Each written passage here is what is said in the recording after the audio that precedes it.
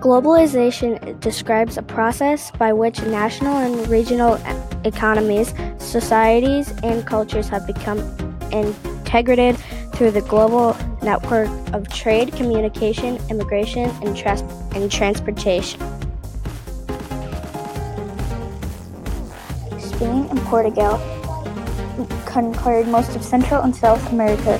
They had transported about 475,000 enslaved Africans by 1625. Fewer Africans were transported to British North America and to the United States during the entire slave trade. English setter John Rolfe smoked a lot of tobacco. He thought Virginia might be a perfect spot for growing it.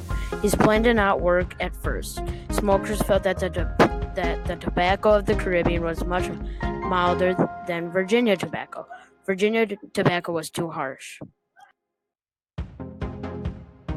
In the more recent past, globalization was often primarily focused on the economic side of the world, such as trade, foreign direct investment, and international capital flows. More recently, the term has been expanded to include a broader range of activities. Slavery did not exist in most of Europe. Spain and Portugal were different.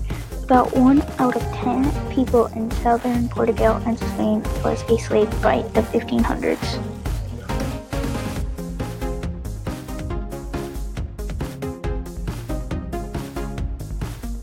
Rolfe imported seed from the Caribbean.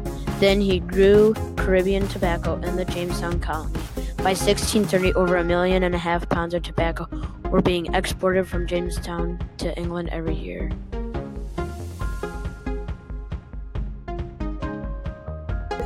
After the fall of the Berlin Wall, some talked about the rise of a one world way of doing business and living.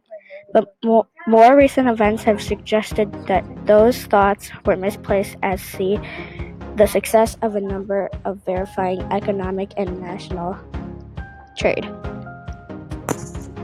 Africans were willing to trade gold, ivory, wax, pepper, and grain.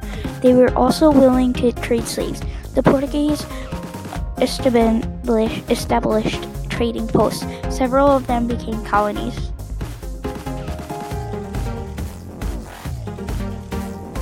Growing tobacco is hard on the soil. Only about 3 successful growing seasons can take place on a plot of land.